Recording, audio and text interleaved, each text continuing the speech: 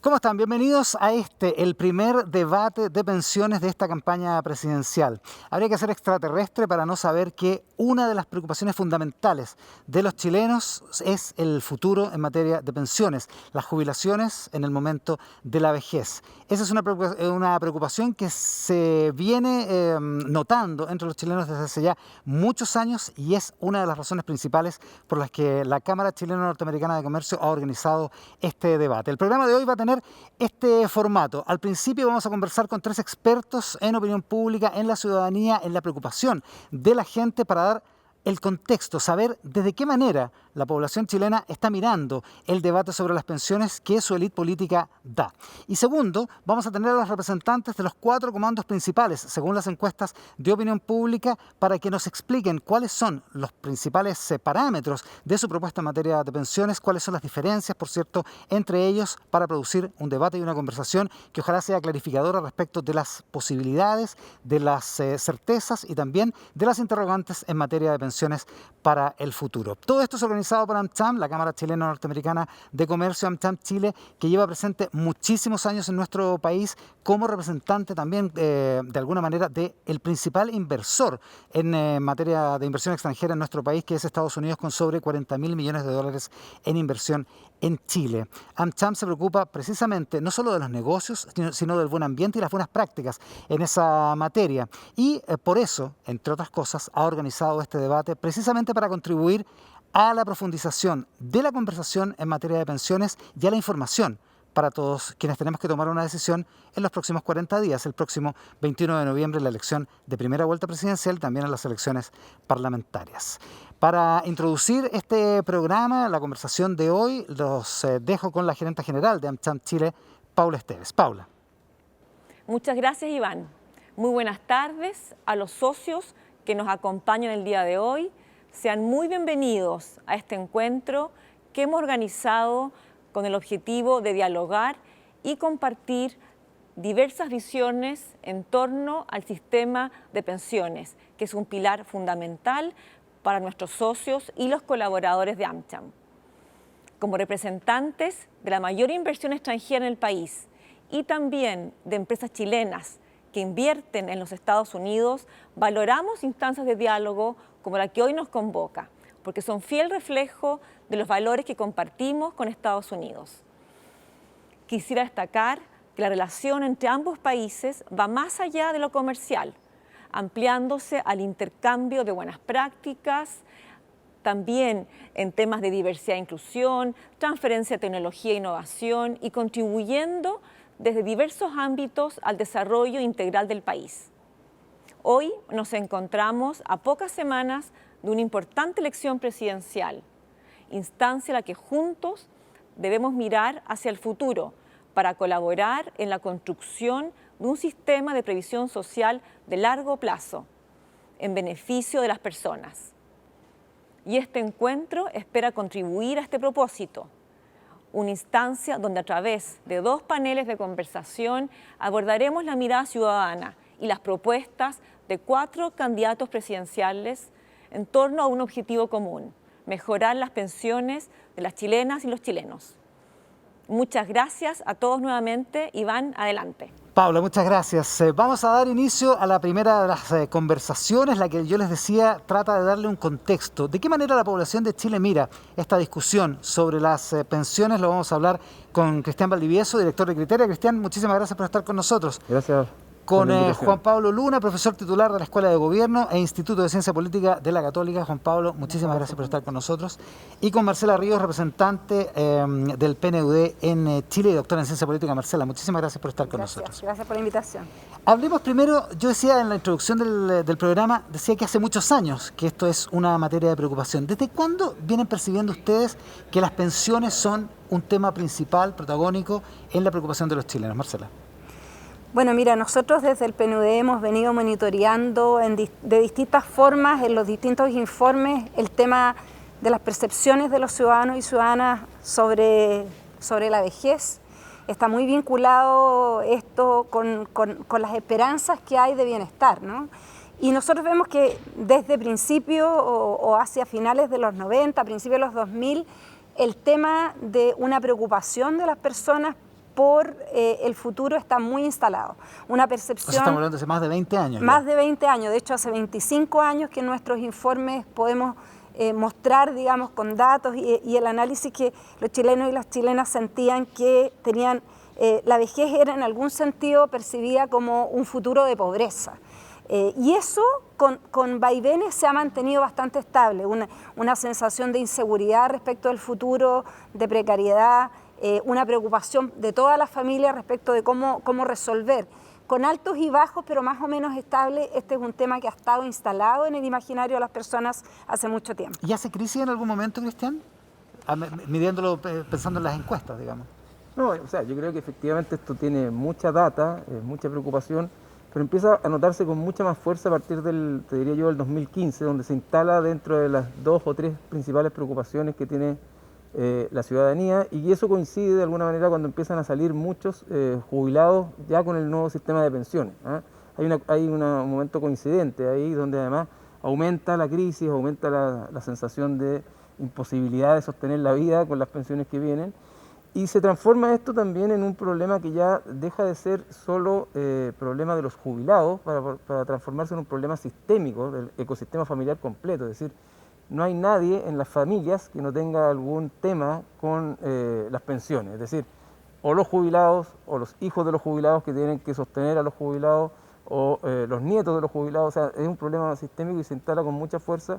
Y te diría yo que no ha salido más de la palestra pública como uno de los 2 o 3 principales problemas. Por esa dimensión, que no es un tema focalizado en los o las jubiladas, es un problema totalmente sistémico. Es muy interesante, Juan Pablo Luna, esa dimensión, porque no es solo un problema individual y de materialidad, digamos, de cómo voy a sostener mi vida cuando sea un adulto mayor, sino también un problema de preocupación de todo el entorno familiar. Sí, yo diría que también no es solo pensiones, sino que en el relato y en la vivencia de la gente, esto se asocia a otros problemas que están top en las prioridades de las familias, que tienen que ver con la salud, el costo de los medicamentos en la tercera edad, el tema vivienda. Muchas veces los jubilados no pueden sostener su vivienda y se vienen de allegados.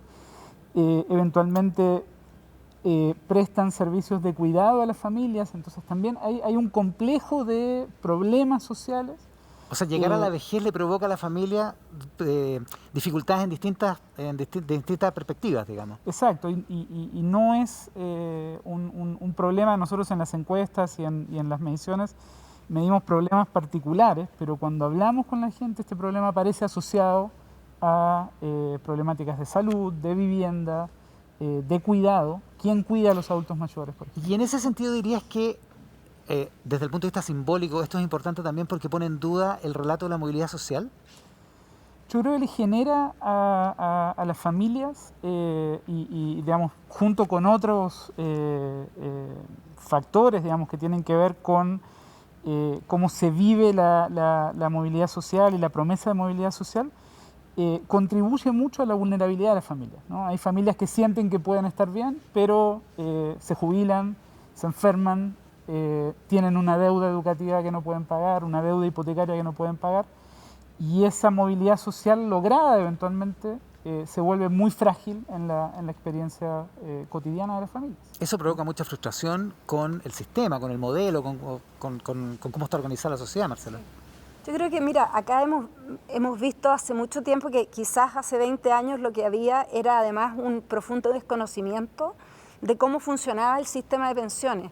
De hecho, nosotros veíamos que a principios de los 2000 solo el 10% de los chilenos y chilenas entendía o reconocía su aporte previsional al sistema de pensiones como un ahorro.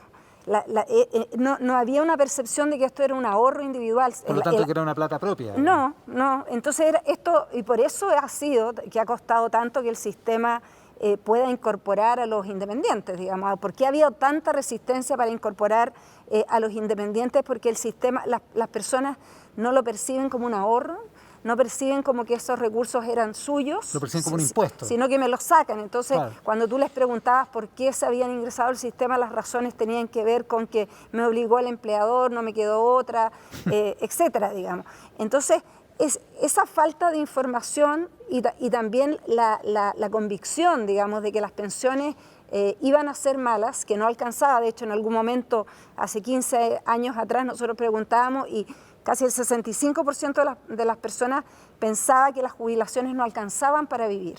Entonces, aparte de lo que planteaba Cristian y Juan Pablo en términos de que había una claridad de esta idea de un futuro de pobreza, de una preocupación por la inseguridad que viene, también había un malestar, primero bien difuso respecto de un sistema que es injusto, que es elitista, digamos, que no se entiende, y que creo que también uno puede decir que esto se politiza efectivamente con las movilizaciones sociales. Cuando se inicia el ciclo de movilización en el 2011, se instala más fuertemente esto, surge un movimiento, digamos, claramente en contra de la AFP, como no más AFP. Entonces hay una politización y una pasar desde este malestar más o menos impreciso respecto de algo que se percibía como injusto a un apoyo, digamos, de algo, de un cambio que permita resolver, digamos, los problemas. Reservemos por un momento el tema de No Más AFP y la politización del debate, pero le quiero preguntar a Cristian Valdivieso,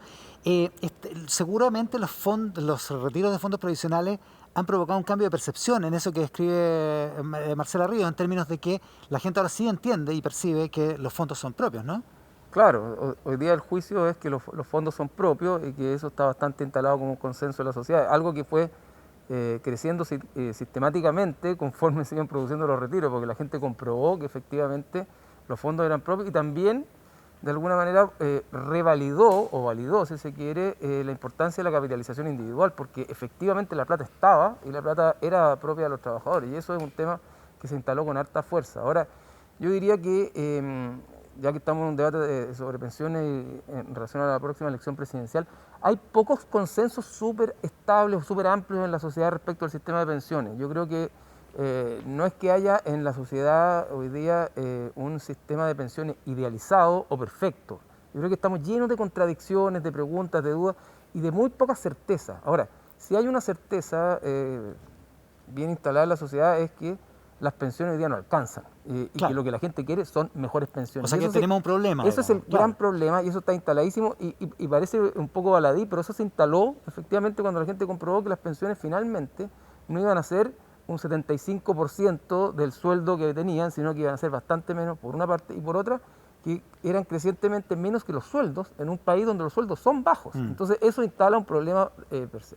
Y lo otro consenso que hay, y con esto termino, es que esto requiere una reforma urgente y relevante y que la clase política se ha hecho la lesa y es la responsable, evidentemente, en conjunto con los administradores y otros que han sido sindicados con los culpables, pero la clase política es responsabilizada por la sociedad de manera muy importante por su incapacidad de haber instalado una reforma de pensiones cuando es un tema tan urgente y tan sentido por la población. Hablemos un poco de esa dimensión política que está súper representada en el movimiento No Más AFP, que es algo que, bueno, es un gran eslogan, digamos, para empezar, digamos, es un súper buen eslogan en términos comunicacionales.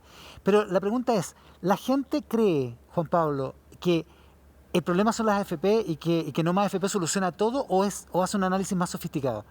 No, yo creo que lo que sucede, digamos, en este ciclo de protestas y de politización es que las AFP forman parte de lo que hoy en términos como uno podría llamar una coalición de abusadores, una coalición del abuso. Parte de los, ¿sí? Claro. Y en ese sentido, ahí están los empresarios, están los políticos, están los bancos, está el CAE, ¿no? Entonces, en los relatos cualitativos, este complejo de actores sale muy fuertemente correlacionado en el discurso, ¿sí? Y yo diría que las AFP se han convertido hoy en el niño símbolo de no solo las malas pensiones, sino también de algo que a la gente le pesa mucho hoy. Estamos hoy en una coyuntura donde se está impugnando al presidente por este mismo tema, digamos, en donde las AFP aparecen no solo como las que dan malas pensiones, no solo las que cobran altas comisiones, sino también las que financian un sistema de empresas y un sistema financiero que de alguna manera generó las desigualdades y sostuvo las desigualdades que esta sociedad tiene y que hoy se han politizado. O sea, esta idea que muchos políticos repiten, esta idea de que los fondos de pensiones sirven para que las AFP le presten la plata a sus amigos, grandes empresarios, barata, esa idea como que caló, digamos, independientemente de la veracidad o no del acepto, digamos, Cristian. Sí, yo quería complementar lo que dice Juan Pablo con lo siguiente, y es que efectivamente en el primer discurso las AFP son sindicadas como las grandes responsables del problema de las pensiones. Pero cuando uno profundiza un poco más con la gente y con la ciudadanía, se da cuenta que las personas entienden también que terminar con la AFP no va a arreglar el problema de las pensiones de manera directa y que el problema de las pensiones evidentemente pasa por cambiar el marco regulatorio, cambiar el sistema de administración, etcétera. Pero hay otros problemas que conforman parte de un ecosistema mayor que hace que las pensiones sean malas. Entre otras cosas, los bajos sueldos que tenemos en Chile. La gente al primer doble clic entiende que con un 10% de cotizaciones de sueldos que son bajos, las pensiones por defecto van a ser muy malas. Claro. En segundo lugar, la gente tiene plena conciencia respecto de la informalidad en el mercado laboral y cómo eso atenta también contra las pensiones. Y eso es evidentemente algo que da vuelta y la gente dice, bueno, ¿qué hacemos con esto? Y eso la gente lo sabe, no es un problema de los técnicos. Exactamente. Y por último diría yo, para agregar un punto más a esto, es que parte de las contradicciones que tenemos como seres humanos también se expresan en el tema de pensiones, y una cosa muy instalada es esta idea de que es fundamental ahorrar para la pensión y es fundamental que sea obligatorio.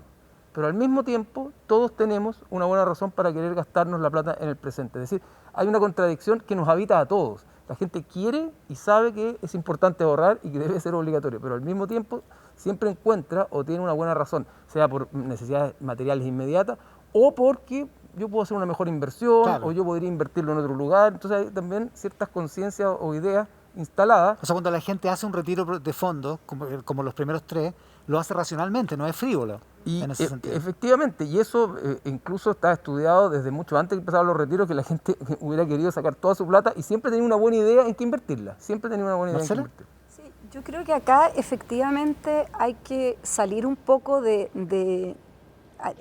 creo que en el debate público está muy permeado por un discurso desde los técnicos que tienden a subestimar, ningunear la racionalidad de los ciudadanos y las ciudadanas, digamos.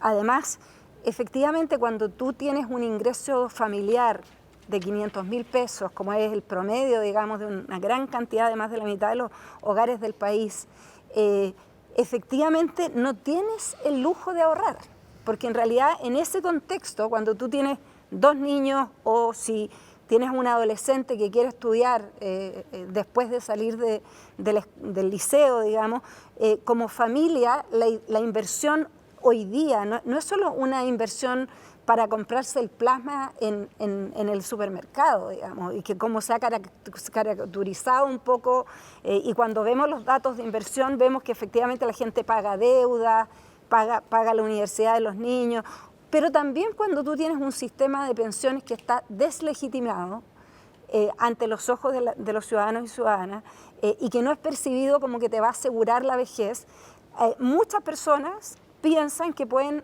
hacer un mejor uso de esos recursos. Vemos, por ejemplo, prácticas muy habituales de personas de altos ingresos o de clase media alta de invertir sus ahorros en inmuebles, ¿no? Claro. No solo la primera vivienda, sino que la segunda y la tercera. Esta es mi jubilación. Claro. O sea, ¿cuántas personas de clase media alta no dicen, esta es mi jubilación? Porque también para esos sectores está claro que una pensión de una AFP no te va a permitir vivir. Y respecto del tema de las contradicciones, yo, como decía Cristian, acá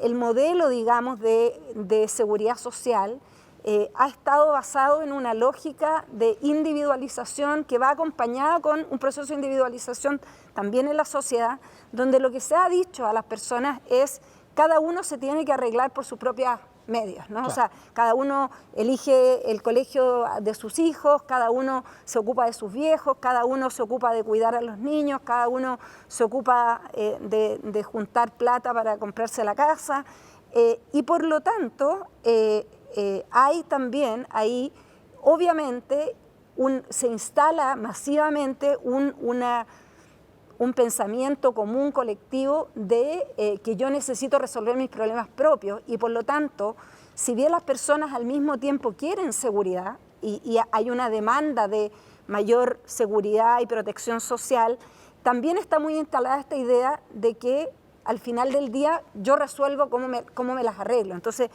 movernos a sistemas de protección social, sobre todo en el sistema de pensiones, donde está mucho más instalada la lógica de individualización, va a ser más difícil y más contradictorio. Distintos en el tema de salud, porque ahí está mucho menos instalada la idea de que es legítimo que yo me resguarde, me asegure las soluciones solo, digamos. No, tenemos el ejemplo práctico, la vacunación contra la... Claro, en el sistema de salud todavía, en el imaginario colectivo, está mucho más extendida la visión de que necesitamos salud universal y que no puede haber salud para rico y salud para pobre diferenciada, digamos. Algo que no necesariamente es lo mismo en términos del sistema de pensiones. Es muy interesante la contradicción que plantea Marcela Ríos, Juan Pablo Luna, porque hay ahí un problema, hay literalmente una contradicción entre la visión individual, yo saco mi plata porque yo me arreglo con mi pensión, versus la pertenencia a un sistema de pensiones o sistema de seguridad social que no funciona con decisiones individuales. De acuerdo, y además del dilema intertemporal que planteaba Cristian, digamos, de prever para el futuro, lo que tenemos aquí configurado es un dilema de acción colectiva clásico, ¿no? Entonces, donde el incentivo de las personas en un sistema como este, además, donde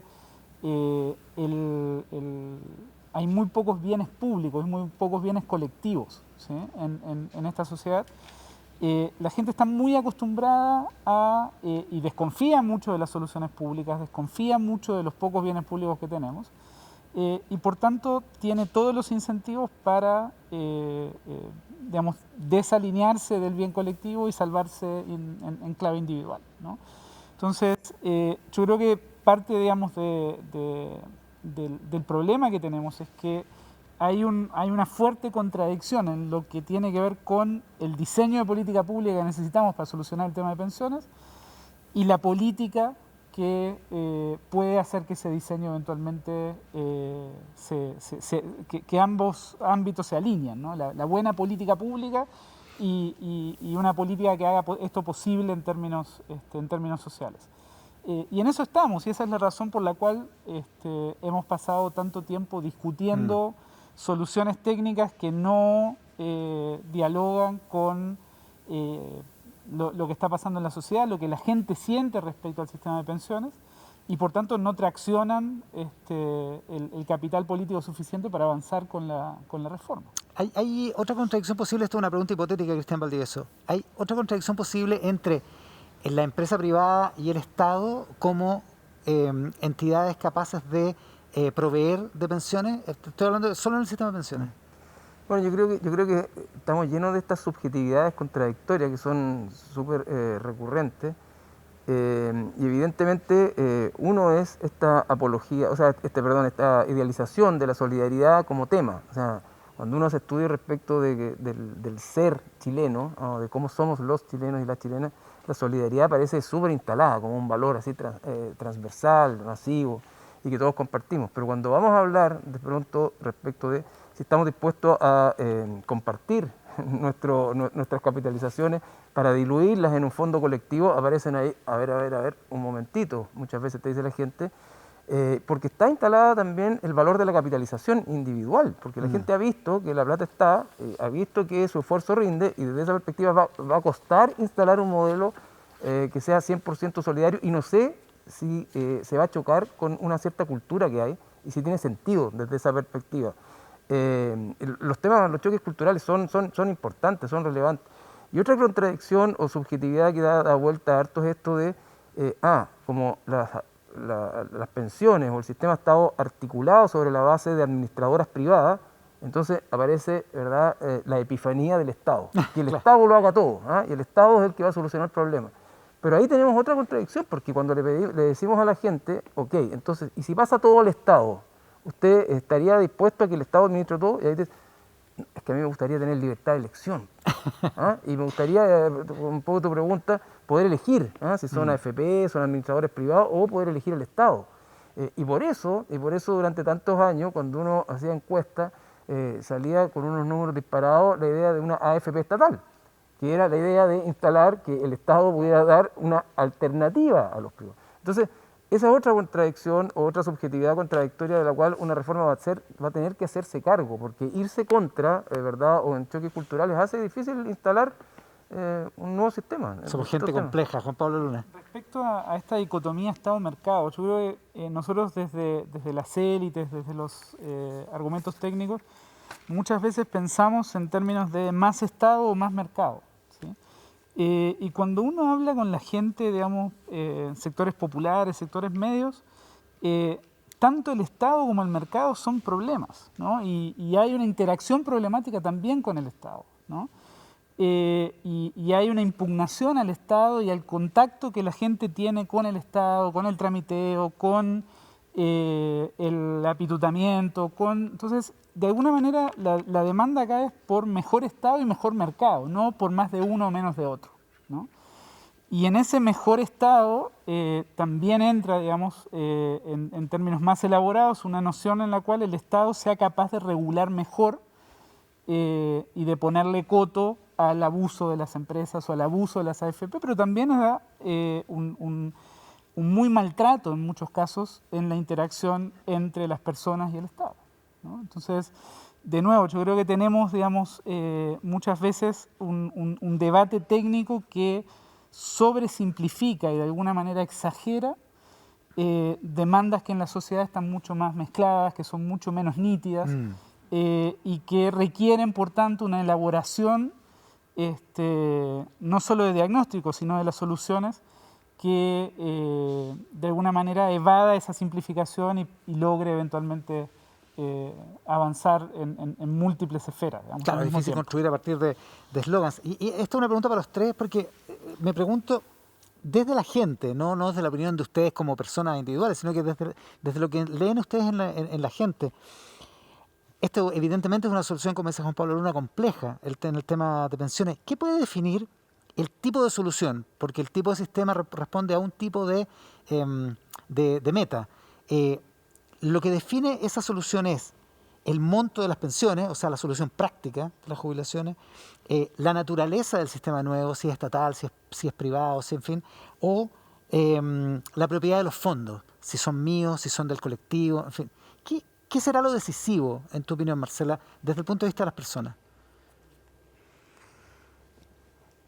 Yo creo que todo está un poco entremezclado, no diría que hay una sola forma de avanzar. También creo que este va a ser un clásico ejemplo de mostrar cómo el demorarse tantos años en hacer una reforma ha ido haciendo cada vez más compleja la reforma, porque como decía Cristian, si la AFP estatal se hubiera aprobado cuando primero se planteó, considerando que tenía un amplio apoyo de la ciudadanía y que podría haber en algún sentido aliviado un poco la tensión que existía sobre este tema, hoy día estaríamos quizás en una situación distinta.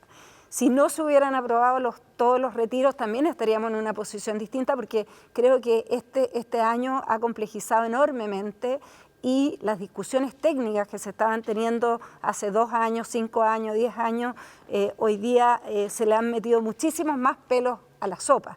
Creo que para las personas hay que pensar en sistemas que sean de fácil comprensión, y eso es algo que los ciudadanos y ciudadanas entiendan claramente, y muchas veces los técnicos y las técnicas hacen soluciones que pueden ser, o sea, súper bonitos modelos económicos y mezclados de las buenas prácticas de países que tienen muy poco que ver con las cosas que las personas entienden.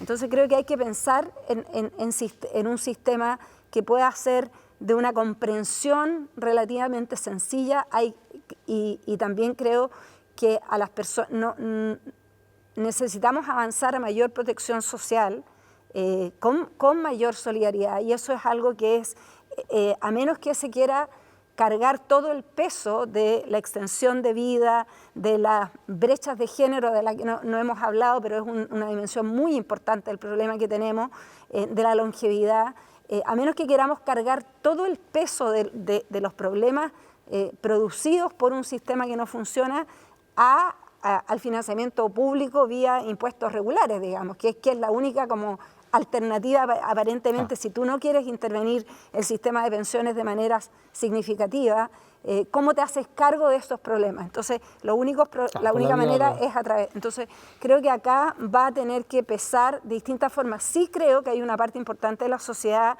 que quiere libertad de elección, que no quiere estar obligada a cotizar en empresas privadas que tienen fines de lucro, porque hay claramente en la sociedad, como lo hemos planteado acá, una desconfianza, esta percepción de abusos, y además porque si tú ves el sistema de salud, el sistema educativo, se ha instalado fuertemente esta idea de la libertad de la elección, ¿no? O sea, en el sistema educativo se defiende a rajatabla que todos podamos elegir, y sin embargo en el sistema de pensiones llevamos 30, 40 años donde no hay posibilidad de elección alguna. Entonces creo que o nos movemos en ese sentido para ser coherentes, o se busca una dimensión, una fórmula que permita resolver los temas de manera colectiva a través de cierta solidaridad.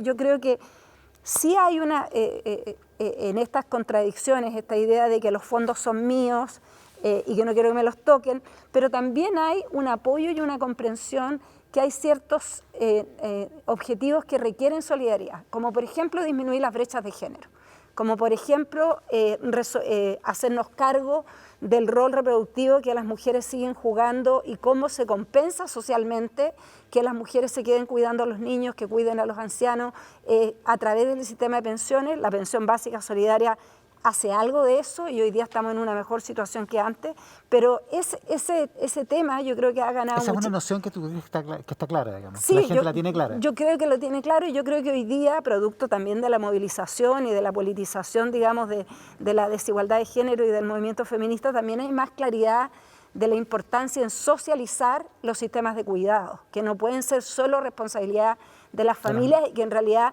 decir que son responsabilidad de las familias son un eufemismo, porque en realidad son responsabilidad de las mujeres, son las mujeres las que no pueden acceder al mercado de trabajo, que tienen salarios más bajos y pensiones de pobreza por priorizar el cuidado de los otros. ¿Cristian Valdivieso? Sí, mira, estaba acordando que en algún minuto nosotros tomamos toda la información que hubo disponible de los cabildos y los diálogos ciudadanos del proceso constituyente de Bachelet. Hicimos a través de un análisis de contenido la pregunta, ¿qué es lo que más se habla cuando se habla de pensiones en ese tiempo, en ese minuto cuando estaba en el proceso constituyente de Bachelet? Y la palabra que más aparecía eran pensiones dignas, ¿no? Evidentemente aparecía no más AFP, fuera la AFP, pero lo más grueso o lo que más se repetía era pensiones dignas.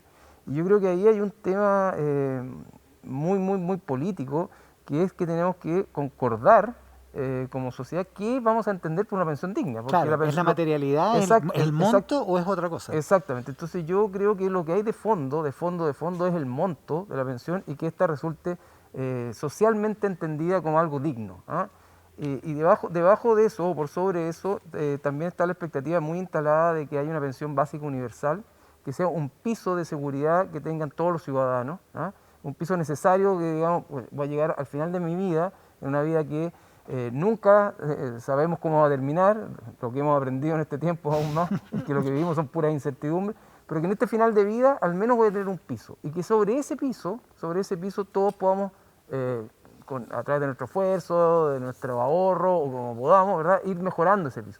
Pero como sociedad no podemos no tener un piso compartido que nos permita sentir que más o menos todos vamos a acceder a una pensión digna, independientemente del mecanismo. Y ahí yo creo que de pronto tenemos que concordar cómo hacemos un mecanismo que efectivamente en conjunto termine permitiendo que haya pensiones dignas, claro, además de evidentemente lo que se pague con claro, los pilares estatales y con impuestos. Y si eso así sería un error sobreideologizar el mecanismo. Sobreideologizarlo. ¿Quién lo hace? Claro, ¿Dónde va la cotización? En fin. Exacto, y lo mismo a propósito del tema de la técnica.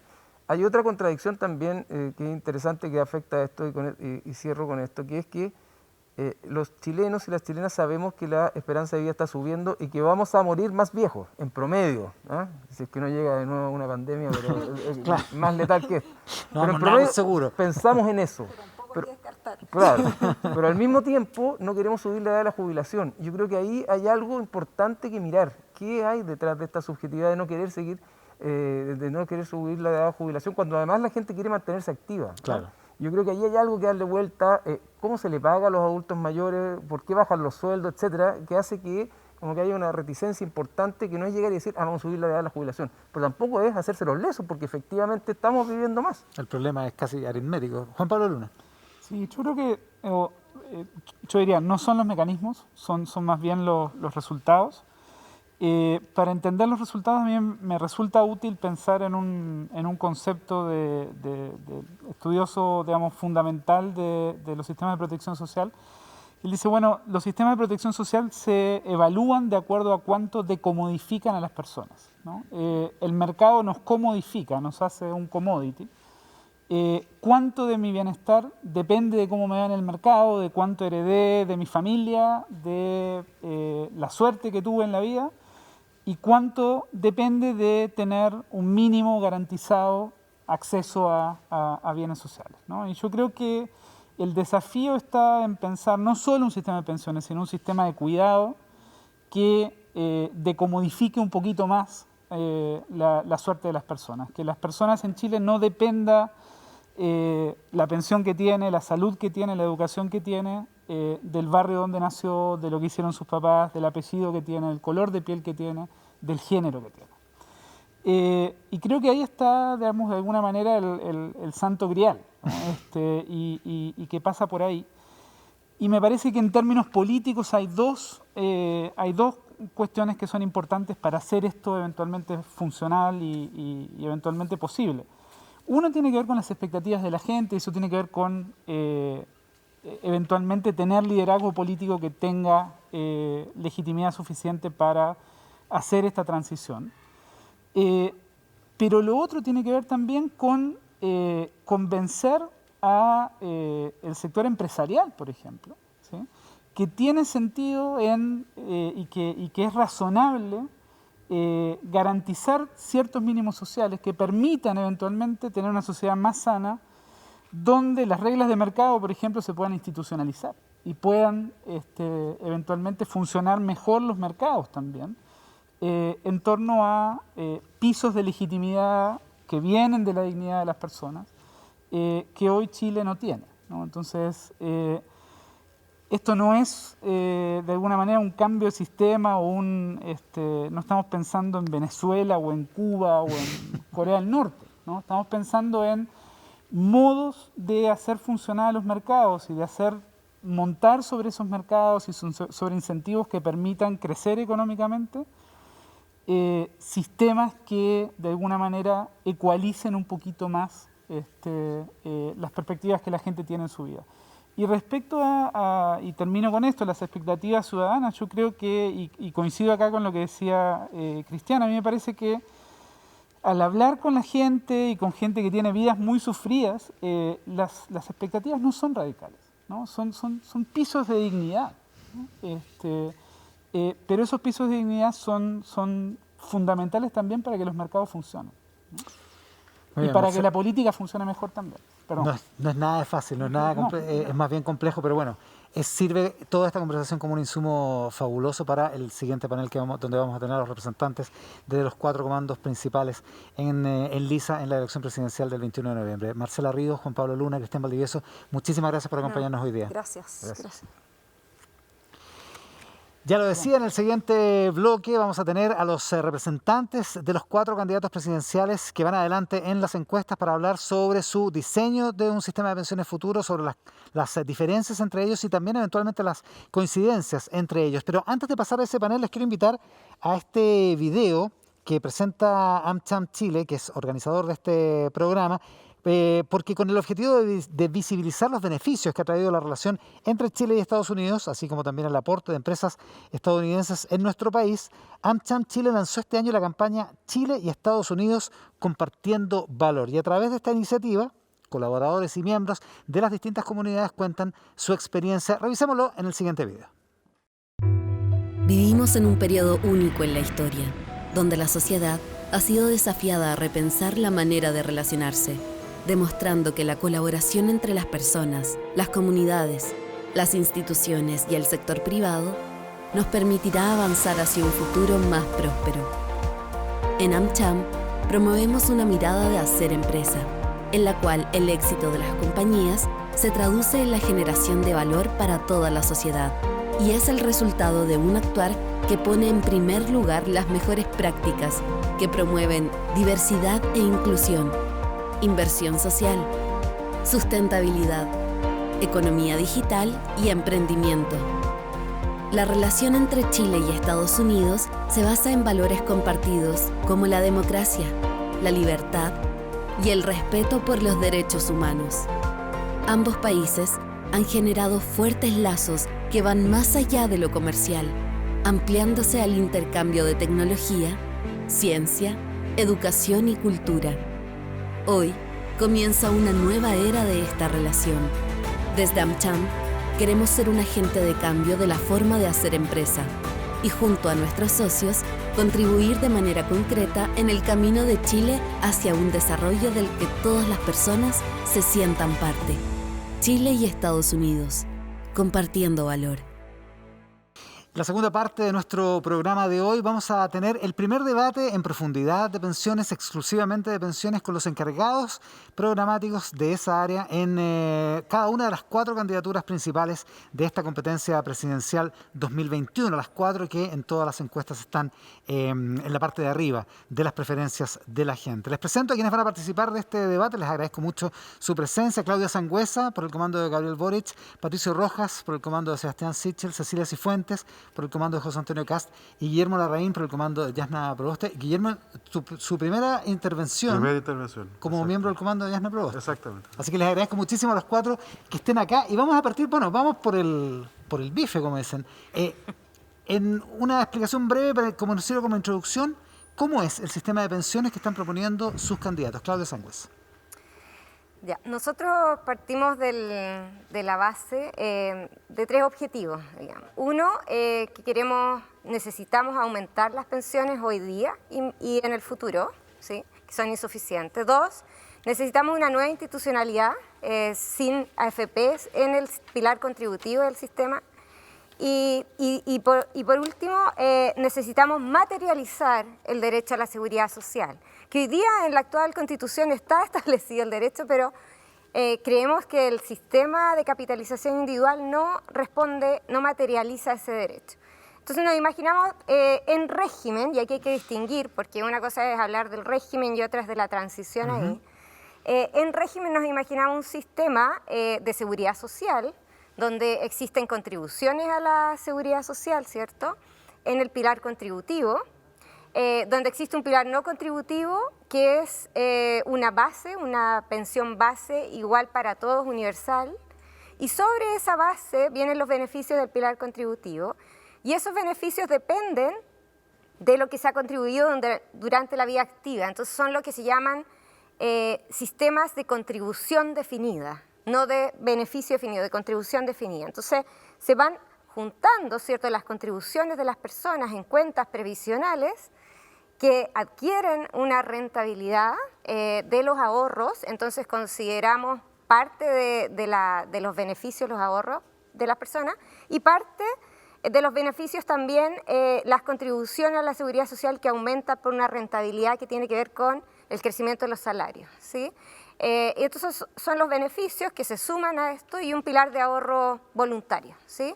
Esos son los sistemas que se conocen como de cuentas nocionales. Sin embargo, no es exactamente un sistema de cuentas nacionales, porque aquí estamos combinando la fuente de financiamiento del ahorro y de las contribuciones sociales con solidaridad intergeneracional.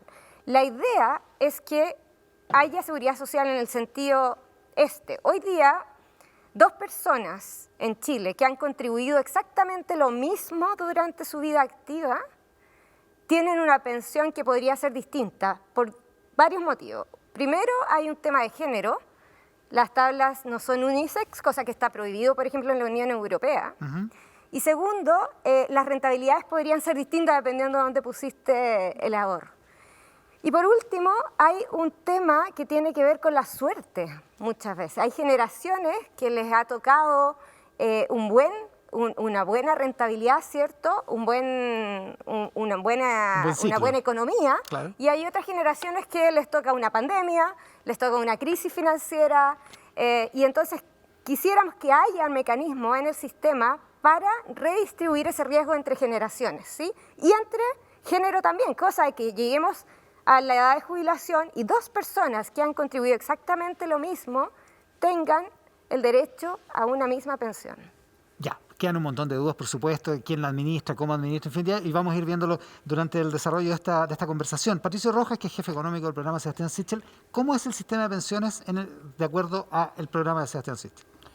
A ver, lo primero es tener en cuenta que las pensiones en Chile es un tema crucial. Yo creo que es probablemente la política social donde más tenemos que llegar a acuerdo para llegar a una pronta solución. Yo creo de que esto lo estamos viendo, la ley larga hemos visto que no ha podido salir hace mucho tiempo, la misma ley corta prácticamente se detuvo, por lo tanto el tema de pensiones es crucial, ¿ya? Y en ese contexto hay que encargarse de ella, pero también hay que ser realista. Yo creo que acá tenemos que considerar de que mejorar las pensiones a los niveles que nos gustaría tiene un costo fiscal enorme. Por lo tanto, considerando cómo tenemos que avanzar con cierto realismo. Nosotros lo que estamos planteando es avanzar hacia una pensión básica universal, no teniéndola en el corto plazo, pero sí moviéndonos hacia allá, de manera de que todas las personas que nunca han cotizado puedan acceder a una pensión de alrededor de 178.000 pesos. Y aquellas personas que han cotizado prácticamente reciben todos esos 178.000 pesos enteros hasta que llegan al salario mínimo líquido, que son 270.000 pesos. De ahí hacia adelante, esos 178.000 pesos se van reduciendo paulatinamente hasta alrededor un poquito más de 500.000 pesos, donde ya no recibe subsidio y las personas se financian fundamentalmente con su cotización individual que están haciendo. Estamos pensando que sobre eso hay un pilar que es de ahorro individual, que estamos pensando que el 6% que se está discutiendo va totalmente a las cuentas individuales. Nosotros no contemplamos reparto, creemos que el reparto no está, de alguna manera, no es una buena idea, ¿ya? No permite un financiamiento en el largo plazo, ¿ya? Y por lo tanto estamos pensando de que irnos moviendo paulatinamente hacia una pensión básica universal. Cuando estamos hablando de una pensión básica universal, prácticamente estamos hablando a niveles de unos 200.000 pesos, estamos hablando prácticamente de cerca de unos 6.500 millones de dólares en régimen anualmente. Si uno quiere colocar una pensión básica universal en 250.000 pesos, el mismo programa, digamos, de Boric habla de 5 puntos del PIB. ¿Ya? O sea, estamos hablando de básicamente 15.000 millones de dólares anuales. Entonces, son montos que son claramente muy altos y claramente nos gustaría avanzar hacia allá. Ahora, tenemos que hacernos cargo también de la institucionalidad de la AFP. Ese sistema claramente hoy día no está funcionando como nos gustaría. Tenemos que avanzar en mucho más elección. Las personas tienen que poder elegir, ya sea en una institución que puede ser estatal o en una institución que puede ser privada con o sin fines de lucro. Probablemente algo distinto a lo que son las AFP pueden existir, pero tenemos que avanzar en una institucionalidad que hoy día tiene que modificarse, tiene que mejorarse.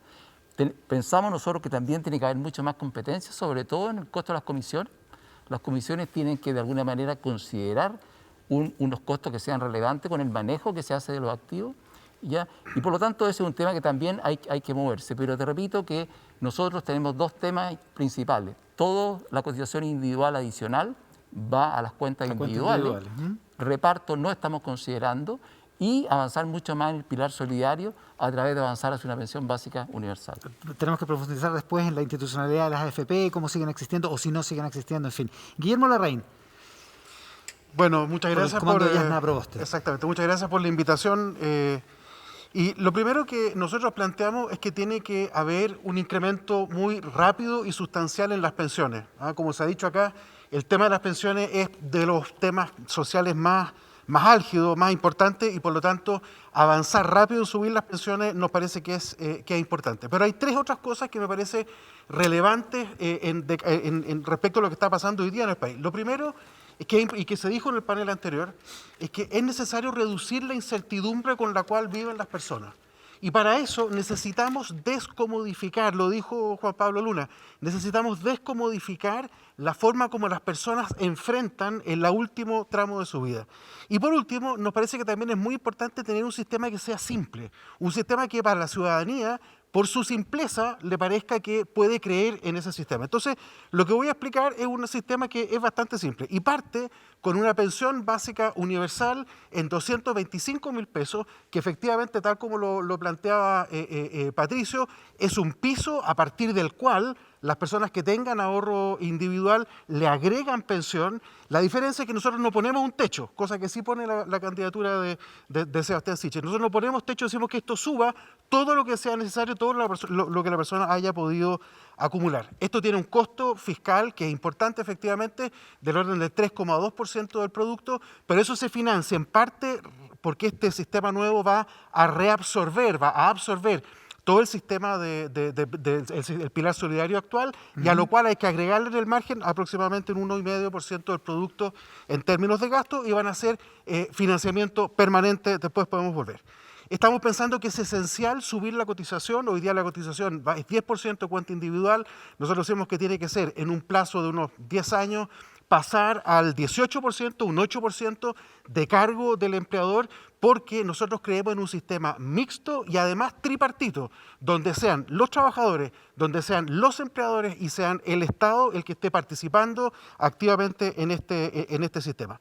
Las actuales personas, quienes están hoy día en el sistema FP, pueden continuar en el sistema FP, tal cual como está hoy día, ¿ya?, con las modificaciones en términos, por ejemplo, de comisiones, perfeccionamientos que se le vayan haciendo a los temas de inversiones, que son cosas que las podemos dejar acá por el lado, pero el flujo de nuevos trabajadores entran al sistema nuevo. El sistema nuevo es un sistema que tiene un componente de ahorro individual y un componente de capitalización colectiva, ¿eh?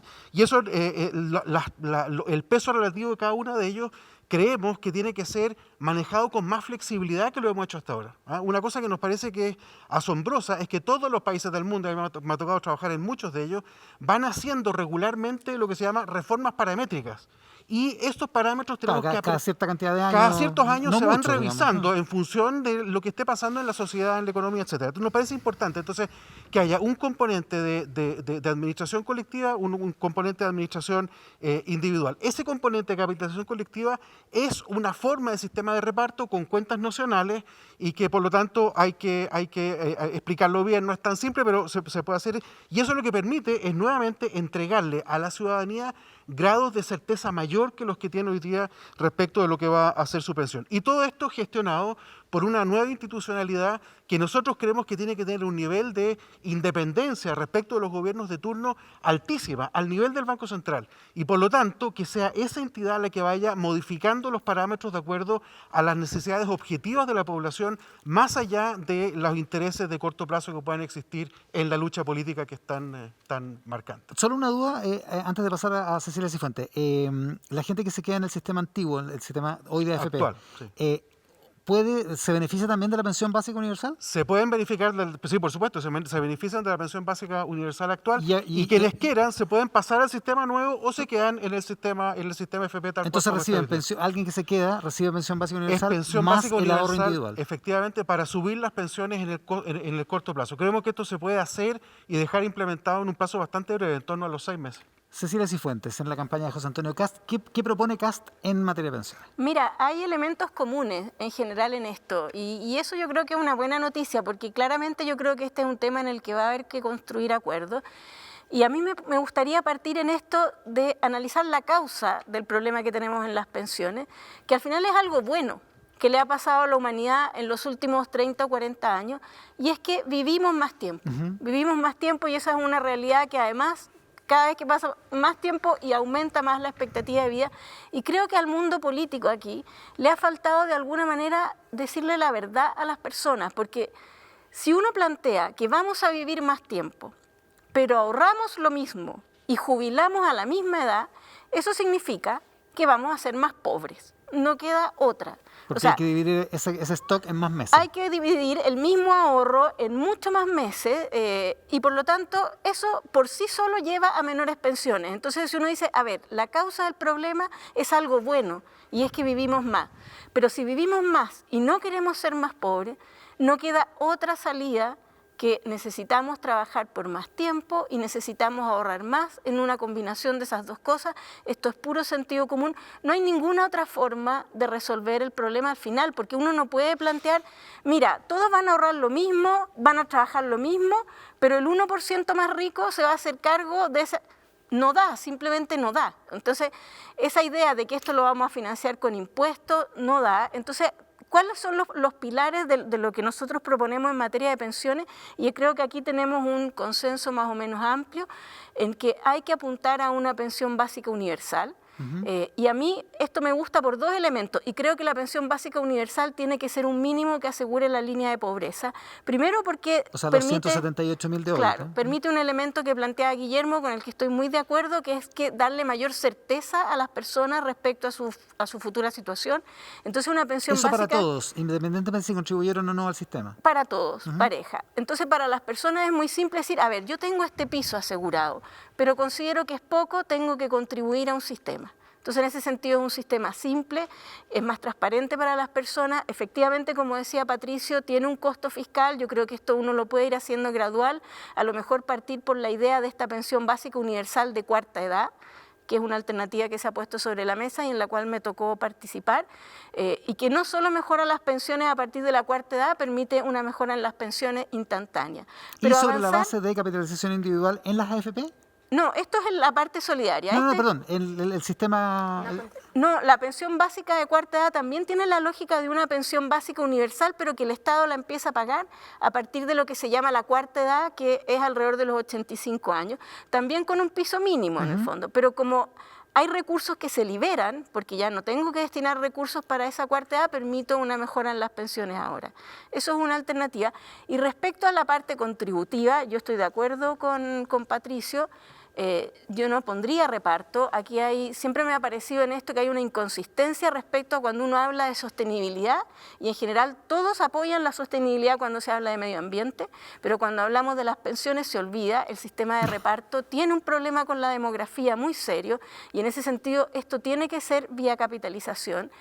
Hay que aumentar la cotización, parte de cotización vinculada al empleo, pero creo que también uno puede plantear cotizaciones vinculadas al pago de IVA, por ejemplo, vinculadas al consumo, porque finalmente cuando uno consume y una partecita de eso lo destina a su futura pensión, de alguna manera se está avanzando en decir, tú estás consumiendo hoy día, pero acuérdate que tienes que guardar un poco para consumir en el futuro. Entonces uno podría plantear también que contribuya a que las personas informales, que es un cambio que se está dando en el mercado laboral cada vez más fuerte, también contribuyan al sistema. Y en ese sentido entonces es un pilar solidario más firme que el que tenemos ahora, con más recursos. Esto es casi inevitable después de este desastre de los retiros, la peor política pública en años. Es necesario, por lo tanto, poner más recursos del sector público, y me parece que una pensión básica universal genera los incentivos correctos, es más eficiente. Seguir con el pilar contributivo, que la verdad que ha funcionado bien, lo que pasa es que es insuficiente, pero es un sistema que genera también los incentivos correctos, genera ahorro. El ahorro genera inversión, la inversión genera empleo y el empleo genera mejores salarios. O sea, es un sistema que contribuye al desarrollo económico.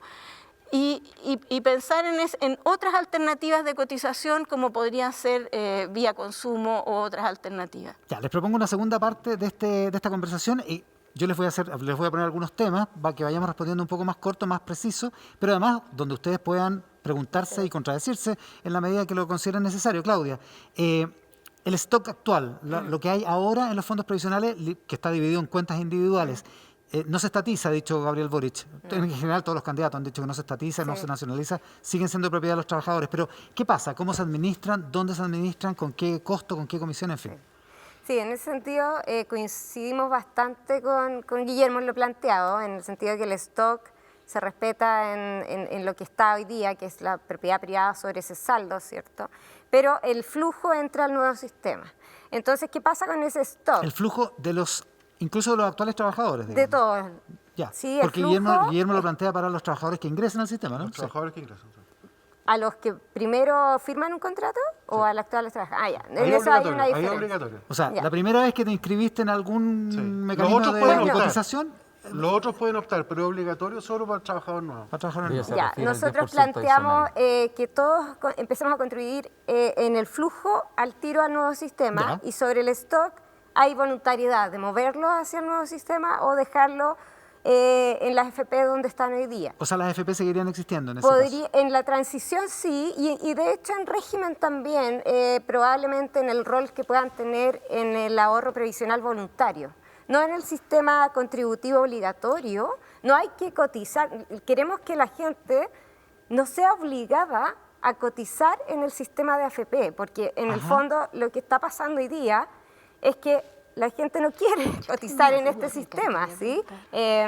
Y necesitan, por otro lado, necesitamos un sistema de seguridad social. Nosotros no tenemos, y en ese sentido para nosotros las contribuciones a la seguridad social son un deber de todos nosotros y por eso creemos que tiene que haber esta contribución social hacia el nuevo sistema de pensiones, así como uno contribuye al seguro de desempleo o también paga impuestos. Básicamente son un deber que te entrega, que te materializa derechos y es el derecho a la seguridad social. Cecilia Cifuentes tenía una duda. Sí, mira, este es un tema que yo me lo he planteado muchas veces respecto a la propuesta principalmente de ustedes en materia de pensiones, y es el stock de ahorro, que en el fondo hay bastante temor a que esto se estatice, hay proyectos de ley que apuntan en esa dirección y Gabriel Boric dijo que eso no se estatizaba. Pero a mí lo que me preocupa es la situación fiscal hacia adelante. Entonces el temor que tengo respecto a esos ahorros es que en algún minuto se diga los fondos de pensiones están obligados a invertir un X%, un 30% del fondo en instrumentos de deuda pública, que es otra forma de estatizarlo, más sutil, que es como se hizo en Argentina en el fondo. Entonces, cuando a mí me preguntan cuál es el riesgo, yo señalo ese riesgo porque creo que el programa de Boric no está financiado en lo fiscal y me da mucha preocupación que de alguna manera, ¿dónde lo financian cuando ya no haya espacio para endeudarse afuera? Que simplemente obliguen a estos fondos de pensiones a comprar deuda pública. Sí, no. El programa de Boric, de hecho, es el único que está financiado en términos fiscales porque tenemos propuestas en términos tributarios que aumentan básicamente la recaudación en 8% del PIB. Y, este pilar no contributivo, el pilar universal, que es el pilar no contributivo, que decía Patricio recién, el programa dice 5,2% el año 2030, sin considerar que además eso es todo, incluido lo que ya actualmente gastamos, que es 3,7% del PIB. Entonces, en la parte adicional no es mucho más para llegar a un 5,2%. Hoy día, de hecho, una pensión básica universal de 250.000 pesos, que es lo que hemos planteado, cuesta 3,5% del PIB aproximadamente. Entonces, si le restas lo que ya gastamos en el pilar solidario, te queda como 2,2% del PIB. Patricio decía. No, lo que pasa es que yo creo que es bueno ordenar un poco los números, porque recién Guillermo dice de que una pensión básica universal de 225 cuesta 3,2. Una pensión básica de 250 cuesta 2,26. El gobierno dice que una pensión 3,5 menos 1,24 el sistema de pensiones solidarias que ya se gasta. Estamos hablando de la adicional. Ya, pero la adicional dije 2,26. Pero Guillermo dijo adicional. Está igual. No, sí, pero es 2,25 es 2,50. Y el gobierno...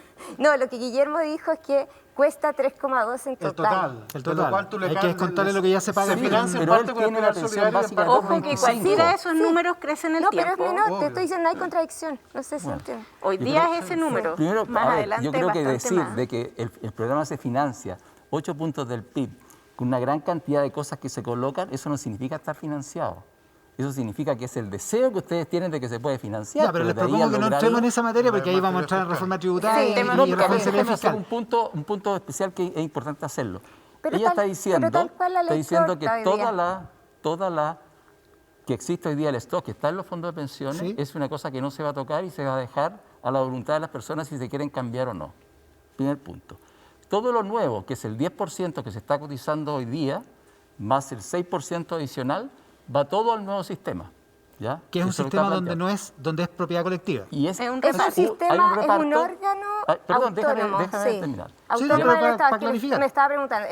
Es un organismo, pensamos, técnico, autónomo, como lo que escribía Guillermo recién, independiente de los gobiernos, porque en eso coincido. Pero de que propiedad tiene que ser colectiva, la plata es... como el Banco Central, o sea, autónomo del Estado y de todas las otras necesidades, porque estos son los fondos. Pero con propiedad colectiva pero de la la plata, trampa, Iván. para devolverle la palabra a Palacio. El problema está de que dicen las personas van a poder elegir si se quieren quedar en el anterior o se quieren pasar a esto con sus fondos, ¿ya? Claro. Ahora, las personas que no pasan sus fondos van a pasar a este fondo menos plata porque se van a quedar los recursos de ellos en sus propias cuentas. Por lo tanto, este paso voluntario tiene una trampa, porque resulta de que los que contribuyen con todos sus fondos van a entrar a un sistema distinto a los que no contribuyeron con todo, porque si no es desigual, ¿cierto? Sí, claro, tal cual se hizo el cambio del sistema FP Entonces al las sistema personas le están antiguo. diciendo, si usted no se cambia, no va a gozar de todo el beneficio que va a tener como pensión. Si usted se cambia, sí va a gozar. No, ¿sabes? no, Eso no, es no lo es que así, decimos. no es así. El incremento de la Déjame cotización... explicarte. Perdón, Guillermo, para que Déjame conteste la clave y explicarte. después Guillermo. Primero, la pensión básica universal es para Es todo para todos, independiente del sistema. Ya. Eso es coincidencia. Independiente del sistema. Independiente del sistema. Incluso estamos caso de considerando ustedes en los también. costos a las personas que están en el sistema antiguo, que todavía Pero lógico, si eso va con les fondo de la pagamos nación. la pensión. Eso va con Después, fondos generales. en el pilar contributivo, los que cambien al nuevo sistema su stock, se les va a considerar como contribuido en el nuevo sistema toda su historia previsional. Perfecto. Entonces, la pensión a la cual accedan por el nuevo sistema va a considerar todo lo contribuido considerando el Si stock llevan más 10, el 20 flujo. o 30 años Claro. cotizando, perfecto. Si una persona, por ejemplo, que ha contribuido 20 años en el sistema AFP y no cambia su stock, va a tener dos fuentes de pensión, lo que pudo contribuir durante esos 20 años al sistema AFP, más los quizás 20 otros años que contribuye con su flujo en el nuevo sistema. En este nuevo sistema. Entonces sí recibe beneficios del sistema nuevo en función a lo contribuido al sistema nuevo. Lo que pasa es que se le considera, como no cambia el stock, no se le considera todo ese stock como contribuido en el sistema nuevo, pero sí entonces va a tener estas dos distintas fuentes de pensiones. Nosotros no estamos aquí, de hecho, discriminando a ninguno. Y estamos permitiendo que el sistema no discrimine, porque lo que pasa con las transiciones que son como las que describía Guillermo, que la gente pueda elegir como por dónde jubilarse, es que se segregan y te queda una población como las ISAPRE y las FONASA en el fondo. La población de más alto ingreso en un sistema y todo el resto de los más pobres en el otro sistema. Guillermo Larraín. Pero ahí yo le quiero decir que básicamente las personas que se cambian al sistema nuevo trasladan cuenta individual gestionada por AFP a cuenta individual gestionada por este ente nuevo que va a tener, en el caso nuestro. Que es distinto a lo de lo que Entonces, está es escribiendo cuenta la individual a cuenta No, es tan individual. Lo que pasa es que además va a poder, si es que se cambia, va a empezar a cotizar en el componente solidario, en el componente de solidario, de ahorro colectivo. El caso de ustedes es una parte. Es de una esa parte, cotización. y va a ser disponible para todo el mundo eso. Entonces, ahí lo que la persona va a sacar es lo que haya acumulado en su cuenta individual, pero gestionado ahora por este ente nuevo, más los beneficios que se Del deriven del componente pilar solidario. colectivo. Exactamente. Quiero Cecilia. aclarar algo ahí. Nosotros también consideramos cuentas individuales. Son cuentas previsionales individuales, como los sistemas de contribución definida. Pero no son Se- propiedad de los trabajadores, digamos. O sea, uno no podría No hacer un está la retiro de fondos plata. previsionales, digamos. Bueno, eso eventualmente habría que verlo, pero consideramos que del flujo, de hecho, del 18% que se cotiza, el 60% se ahorre. ¿Sí? Ya. Y entonces, en términos, por ejemplo, eso Y el 40% se gasta en pensiones Eh, actuales. se gasta en pensiones actuales, pero considerando en función a lo contribuido. Entonces, Ya, pero Claudia, pero hay limitaciones a la propiedad en ese caso. porque No es exactamente porque igual a lo los que tenemos sistemas ahora. de seguridad social, no es limitación a la propiedad cambia. Ahora la propiedad de las personas es sobre el derecho a la seguridad social. Y se puede, de hecho, exigir. Hoy día las personas no tienen derecho a la seguridad social. Lo que tienen derecho No, pero si es se al les habilita saldo, parlamentariamente, pueden sacar su plata. Podrían Cosa que- eventualmente sacar su plata, todavía no sabemos, pero nosotros pero creemos que los ya fondos, hubo 3 retiros, que digamos. los fondos A eso me refiero. de pensiones son para financiar sus pensiones y el derecho a la seguridad social. Lo que queremos es completar ese derecho porque hoy día no existe. Cecilia. Sí, es que aquí en estos dos esquemas, que tienen algunas diferencias, me doy cuenta, está este problema que yo mencionaba antes de la sostenibilidad. Porque Claudia dice un 60% va a ir a ahorro, Y habría Por lo tanto, que va ver a generar rentabilidad, ¿no? Rentabilidad económica de esas inversiones y y habría que ver qué qué libertad van a tener para invertir efectivamente en una buena combinación de riesgo-retorno, porque yo he escuchado, por ejemplo, al candidato Boric varias veces decir que los ahorros de los trabajadores chilenos tienen que quedarse en Chile, con lo cual yo estaría perjudicando a los futuros ahorrantes en términos de la rentabilidad y el retorno de ese ahorro. Y el otro 40%, esto va a reparto. O sea, aquí hay un tema, y si uno eso lo contrasta con el hecho de que cada vez va a haber menos trabajadores cotizando y más trabajadores activos, y Claudia decía que les voy a asegurar el aumento de los salarios, que es bastante más bajo en todo caso que el aumento que han tenido los fondos de pensiones. Pero no es viable asegurar ese aumento de los salarios en un contexto demográfico negativo, entonces eso va generando tengo que ir cambiando, ya no puede ir el 60% ahorro, o tengo que bajar las pensiones, o tengo que poner recursos fiscales, porque no está cuadrado en el tiempo, es insostenible, por el tema demográfico, no tiene estos sistemas de reparto, y eso es algo que está súper estudiado, no son sostenibles con la demografía que tenemos. No es cierto, o sea, lo que pasa es que nuestro sistema no es de reparto como los que tú estás pensando, porque los sistemas de reparto en general tienen beneficios definidos. ¿Sí? Nuestro sistema de contribución definida, los sistemas de contribución definida como el sueco, por ejemplo, tienen sistemas de sostenibilidad económica porque no se puede gastar más de lo que se tiene. ¿Sí? Entonces, nosotros, de hecho, cuando uno va al sistema sueco, lo que te plantea ahí es que todas las contribuciones se registran en estas cuentas individuales y se consideran para calcular la pensión. Y la rentabilidad de esas cuentas tiene que ver con la rentabilidad en la cual se invierten esos recursos también. Ya. Es una forma de inversión. Lo que pasa, y esa forma de inversión también es mixta, es un sistema que invierte en la economía real, ¿cierto? Pero también invierte en los trabajadores. Y en la medida en que esa rentabilidad, que es la del crecimiento de los salarios, también sea a la par que la rentabilidad económica, los dos sistemas se parecen muchísimo. En corto, lo que decía la Cecilia, ¿solo se invierte en Chile en ese caso?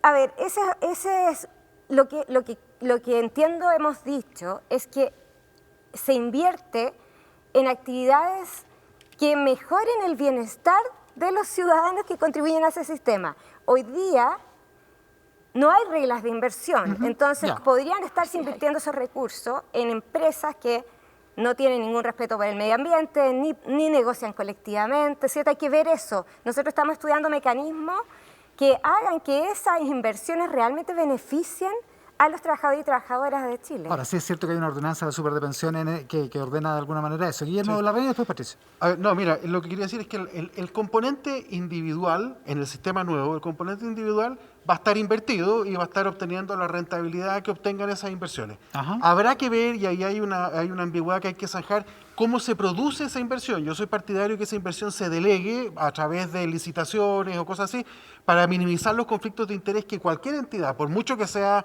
estatal y autónoma, tenga a la hora de gestionar plata. Yo creo que eso es mejor que esté delegado de esa forma, pero habrá que verlo en su minuto. Ahora, respecto al componente de capitalización colectiva o solidario, ahí esto lo más simple, creo, a pesar de que es complicado, pero creo que lo más simple, como nosotros lo pensamos, es algo parecido a una compañía de seguro. La compañía de seguro tiene capital, por supuesto que tiene capital. Tiene inversiones que se hacen en distintas actividades y lo que pasa es que garantiza un cierto retorno. De eso se trata la compañía de seguro. Ese retorno nosotros lo llamamos cuentas nocionales. Cada persona va a tener derecho a una cierta cantidad de puntos que va teniendo un correlato con cómo le vayan a las inversiones que van teniendo por el otro lado. Y por supuesto que si aumenta la longevidad, si hay una crisis económica, va a haber una tensión sobre el capital de esta empresa. De las pensiones. Claro. Evidente, no las pensiones, va a haber una tensión sobre el capital de la empresa. Es lo que le pasa a una compañía de seguros de vida hoy día, cuando tiene o más longevidad o tiene problemas con sus inversiones. Claro, tiene que responder con su capital. Acá el sistema va a tener que poner capital para poder darle seguimiento a las promesas de pensiones que son absolutamente intocables, inalienables y que es parte sustancial de lo que para nosotros lleva este ejercicio, que es dar certeza a las personas respecto de su Entonces tiene que calidad de seguir vida. subiendo la cotización o la edad de jubilación, si O no, sea, no hay cómo. Bueno, pero es que lo que pasa es que el punto es cuál es la economía política del alza de la Claro, ¿cómo se llama? De la edad de ¿de jubilación. dónde sacáis la plata? Si a mí me dicen, oye, te obligo a cotizar más en tu cuenta que es propia tuya, mucha gente dice, pero déjame a mí decidir eso. Cuando entramos en la lógica de una cosa colectiva, lo que tú has visto en todas partes del mundo que ha pasado, es que esos números se mueven, lento, pero se mueven. Patricio. Yo creo que cambia, esto es bien importante, Iván. Yo creo que la instalación de un sistema de seguridad social en la forma como lo estamos planteando cambia la dinámica política de la discusión de la edad legal de jubilación. Y yo creo que eso va a ser más factible, no sé si se va a poder hacer ahora, ojalá lo pudiéramos hacer, pero creo que cambia la discusión política en torno a la edad legal de Hay un jubilación y punto. pueda permitirlo en un plazo más largo. Patricio, después la Sí, no, mira, a ver, yo creo que podemos estar todo el día discutiendo todos estos temas no de cómo tenemos se todo puede el día. hacer, pero no tenemos todo el día, pero lo que está claro es Varios de que años hay una parte individual que la gente la va a querer, digamos, ya sea que lo esté en un sistema como el actual, digamos, que puede que te guste o no te guste, pero la gente se dio cuenta que tenía esos recursos que están ahí. Este 60% que se plantea que iba a ir a cuentas individuales, que va a ir un poco en la misma línea, ¿ya? Este 40% que va a ir de reparto, ¿ya? Claramente va a tener un problema de cómo se financia, ¿ya? En todos lados, cómo lo vamos a financiar por el hecho de que hay, lo mismo están diciendo ustedes, por ejemplo, hoy día cuesta 2,26 puntos esta pensión básica universal, en el año 30 cuesta 5 puntos por cómo aumenta en total, ¿ya? La cantidad de población y la Pero longevidad. pasa claro. de 2 puntos a 3 Sí. puntos y tantos más, digamos. Por lo tanto, eso solamente porque la población se va envejeciendo. Por lo tanto, el tema este de reparto, para poder ayudar a las personas que están hoy día, digamos, claramente es un fondo que se tiene que ir alimentando y en la medida de que la gente va creciendo y va aumentando, este fondo tiene que ir aumentando, ya sea porque aumenta la edad de jubilación o ponemos otras consideraciones que están ahí. Por lo tanto, este es un tema que tenemos que tratarlo a un nivel global, digamos, no es un tema que está ahí. Ahora, a mí lo que más me preocupa es de que si las personas realmente saben de que en un programa como el de Boric, cuando dicen de que toda la nueva contribución, el 10% más el 6% que se plantea, va a ir totalmente a esto, eso las personas van a contribuir con el 60% a la parte, digamos, de cuentas individuales y el 40% a una cosa más colectiva, eso lo van a hacer también para el 10% que ya tienen ya en el sistema antiguo ahorrado, para el stock. No, el stock se respeta tal cual y sigue en cuentas individuales, o sea, hay libertad, digamos, de moverse. Entonces, el 60-40 para lo nuevo. Igual quería poner énfasis en los acuerdos. ¿Ah? Aquí igual tenemos algún acuerdo. O sea, el acuerdo básico que es sorprendente que tenemos una pensión básica universal. Sí, pues. Todos Pero estamos es de que acuerdo en lo que pasa eso, es que creo. es claro que el Eso no pilar es un solidario, punto de el pilar solidario discusión. tiene que aumentar hacia allá. Yo creo que en ese sentido hay Sí, acuerdos generales. ya, en eso estamos ¿Ya? todos de acuerdo. ¿Cómo avanzamos? Entonces, ¿Cuánto es el y tiempo que toman? eso se Oye, financia con recursos algunas fiscales. definiciones. Uno, ¿qué pasa con las AFP, particularmente en el caso de Sichel y en el caso de la Claudia? No, nosotros estamos de pensando Boric. en que la institucionalidad, de alguna manera, van a haber muchas más instituciones, pueden ser públicas, pueden ser instituciones privadas con o sin fines de lucro, y estamos pensando que las personas tienen que elegir. El sistema actual de pensiones, por supuesto que tiene que ser modificado. Es decir, Pero no las tiene- AFP, como las conocemos, ¿seguirían existiendo como parte de esa posibilidad? No como existen hoy día, tendrían que haber modificaciones, porque claramente el sistema hoy día tiene un problema que no está legitimado. ¿Y entidades de giro único? Ese, en principio, para los temas de conflicto de interés, es prioritario que sea de giro único. O sea, Ya. ese es un tema que creo que se podrá discutir, pero creo que es un principio básico. Que O sea, si es uno lo quiere que está. administrar fondos de pensiones, tiene que dedicarse a eso. Es Correcto. que si no el conflicto de Si no, el interés es conflicto muy es complejo. básicamente. Ahora se parece harto a las AFP. Sí, así es. Lo que pasa ¿O no? es que si uno lo piensa en términos de industria, yo creo que tenemos un diseño bien hecho en términos de industria, con entidades de giro único, y lo que ha faltado en el fondo es que aquí se requiere más competencia, se requiere mejorar mucho la educación previsional y darle a las personas más alternativas. Efectivamente, como dice Patricio, hay un problema de legitimización y uno lo puede resolver esto simplemente dando opciones, pero no es tan fácil porque uno plantea, bueno, entonces que sean las cajas, que sean... Pero tenemos que asegurar el tema del giro único, porque si no el Para evitar conflicto el de conflicto de interés interés. de alguien que capta y después invierte y que además todas las acusaciones que hay, que no tienen mucha validez respecto a, estoy financiando empresas, bueno, cuando dejo que un banco, por ejemplo, tenga una AFP, el conflicto de interés es muy importante. Sí. Entonces, y lo que es importante que estamos pensando no son iguales a la AFP. Lo que estamos pensando, por ejemplo, es que puede haber una institución que recaude, ¿ya? Y probablemente después licite de cómo se invierte eso. ¿Ya? No necesariamente tiene que tener el rol que cumple la AFP, o sea, puede haber otra institucionalidad. Está bien. Guillermo. Mira, yo creo que acá el problema con la AFP, hay uno que de diseño, que yo estoy en desacuerdo, que tiene que ver con que el 3500 define lo que es una AFP, que incluye varias cosas, incluye la administración propiamente de fondos y un montón de otras cosas. Esas otras cosas, que son el record keeping, que la gestión de las historias provisionales, toda esa cuestión, no tiene por qué ser hecha por la AFP. Porque en la práctica lo que hacen es que a la AFP le entregan, a las grandes en particular, una ventaja porque hay muchas economías de escala, como decimos los economistas ahí, y eso creo que se puede sacar y dejar, por lo tanto, gestores que, por lo tanto, las AFP, como las conocemos hoy día, no van a existir, y de hecho ya la Proboste lo ha dicho, que gestionen simplemente las inversiones de riesgo. Yo creo que eso es importante. Ahora, una cosa respecto a las inversiones. Yo creo que el sistema previsional el nuevo, tiene que darle razones a la ciudadanía de sentirse que el sistema les está aportando, no solo al final de la vida en términos de pensión, sino que también durante la vida, facilitando y habilitando inversiones que son importantes para el país, y sin los cuales, sin esos recursos, no serían viables. Todo lo que tenga que ver con la transición energética, toda la forma de enfrentar el cambio climático, son cosas donde los fondos de pensiones tienen que estar presentes. Por supuesto que no se trata de regalar la plata, porque es plata de los trabajadores, pero sí tienen que estar presentes en la discusión, poner las condiciones que sean necesarias para que esos proyectos sean viables financieramente y remuneren adecuadamente las cuentas individuales. Ahora, pero no hay que para que subsidie cosas que supuestamente nos parecen no, los subsidios. En algún momento en el debate el otro día alguien dijo que había que invertir en las pymes. No, los subsidios son de cargo del Estado. El Estado puede subsidiar lo que se le dé la gana con los impuestos que tiene, pero esto tiene no los fondos previsionales. No, pero el Estado sí puede buscar vehículos de inversión que sean más o menos útiles, con subsidios que sean catalizadores de inversiones, por ejemplo, de fondos de pensiones y de otros. Pero no hay que quitarle el quite, o sea, no hay que hacerle el quite al problema. Los fondos de pensiones deben ser habilitadores de esas inversiones tan importantes que Chile necesita por los próximos años. Voy al tiro contigo, Cecilia, pero es que Guillermo Larraín se metió en el tema de las inversiones y me desordenó la parte. Quiero hablar de eso. Era ese tema. Sí, no, lo que pasa es que en el caso de las AFP, si un trabajador se queda en la AFP, pero su cotización nueva al mes siguiente va a ir a otro, a un ente público, ¿cómo se financia la AFP? Que ahora se financia con la cotización, con una parte de tu sueldo, digamos. Sí. ¿Qué pasa hay distintas formas de enfrentar eso, pero tendrían que aplicarse otros mecanismos. Por ejemplo, en el caso uruguayo, que tiene un sistema mixto, se cobra por la administración del fondo. Del stock, sí. Eso puede ser una posibilidad. Como la APB. Ajá, cobro. Sí, o exactamente, como los APB.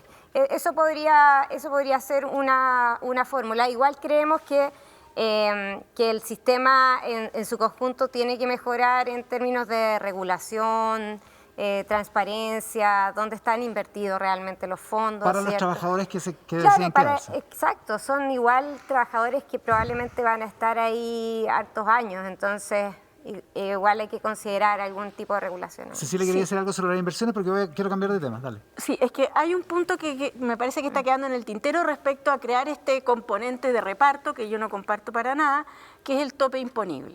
Porque cuando uno crea un componente de reparto, o lo hace regresivo o elimina el tope imponible, me imagino que en las propuestas de ambos está eliminar el tope imponible, porque si no, las personas de altos ingresos pagan menos. Entonces, seguramente ambos incluyen el tope imponible, eliminar el tope imponible, algo que no ha sido muy transparente, y que habría que decir entonces que para las personas que ganen más que el tope imponible, este cambio de un sistema de reparto es un aumento muy significativo en la tasa de impuesto que pagan. Y eso es importante que quede claro. Claro, porque ahora se paga hasta más o menos 2 millones de pesos. ¿no? En la tasa no, va a seguir el 10%. No, pero el 10% sobre 10 millones es distinto al 10% sobre 2. Claro. Entonces, eso hay que dejarlo bien transparente. A ver, Guillermo.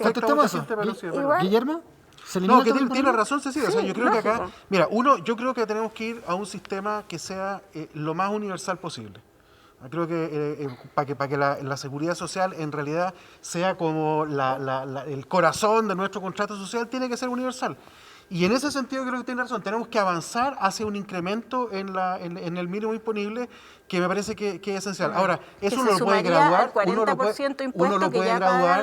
lo puede graduar, yo la verdad es que este tema no ha sido el corazón del problema porque afecta a poca gente, pero es verdad que uno debiera pensar en incrementar el tope imponible de aquí adelante y se podrá hacer de alguna forma. Eso es parte del programa de ustedes, Sí, pero la velocidad a la cual ocurra, eso es materia.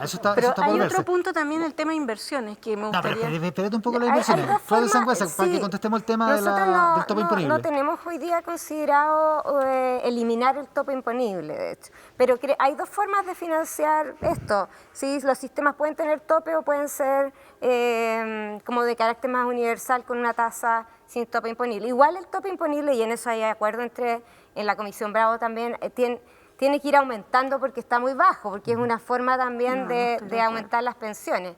Pero eso hay que mirar la transición básicamente y los efectos que tengan sobre las personas. Pero el otro tema es aumentar la cotización, ¿no? La cotización tiene que aumentar. En Uruguay, que era el caso que cité recién, la cotización total es 22,5%. 22,5%. 15% del están proponiendo trabajador 16. Y 7,5% del empleado. ¿Llegar a 16? Nosotros planteamos llegar a 18. ¿A 18? ¿Patricio? Los 6 puntos que se están discutiendo. ¿A 16? ¿Cecilia? No, nosotros estamos pensando en un alza bastante moderada de la cotización obligatoria, ¿no? ¿sí? Y incorporarle cotización vía consumo. Esa es 14 más la cotización vía consumo. Sí. ¿Quiere decir que en cada compra electrónica que quede registrada? Cada compra, un 1% va a tu cuenta de ahorro individual y ahí uno puede establecer además un sistema de subsidio muy directo en que el Estado es el que paga ese 1% para los sectores de menores ingresos. De modo que no sea regresivo. De modo que no sea regresivo, por el consumo. 14%. ¿Y en el caso de usted? Entre 16 y 18 estamos viendo, pero yo soy más inclinado a los 18 en un plazo bien largo, bien de 10 años dejarlo... Un poco como está en el proyecto que quedó organizado en el Senado. Hay un punto aquí importante que además como tenemos consenso, que es esta idea de la pensión básica universal. Cuando uno tiene este sistema de pensión básica universal más un componente... ¿A qué monto lo proponen ustedes? Línea de pobreza. Más un componente obligatorio, creo que hay un incentivo fuerte al ahorro voluntario porque es un sistema mucho más simple. Y creo que ese es un pilar que hay que fortalecer, a lo mejor hay que dar más incentivos porque el ahorro es algo que beneficia al país, que beneficia el desarrollo. Entonces, en ese sentido, creo que estamos dejando un poco de lado formas de fortalecer aún más el pilar voluntario con planes, por ejemplo, el ahorro previsional voluntario colectivo que está, pero está mal diseñado, creo que hay que perfeccionar también en esa línea. Patricio Rojas, no me queda claro cómo en el programa de Sebastián Sichel se aumentan las pensiones actuales. A ver, las pensiones actuales nosotros las aumentamos primero a través de ampliar la base del 60% de la población al 80%. Para los subsidios, digamos. Para la pensión básica solidaria. Y este monto de la pensión básica solidaria, que son 178.000 pesos, se entrega en forma total, ya ese subsidio, hasta llegar al salario mínimo, que son 270. Hoy día, cada persona que cotiza, ya recibe esos 178 y se le empieza a descontar linealmente.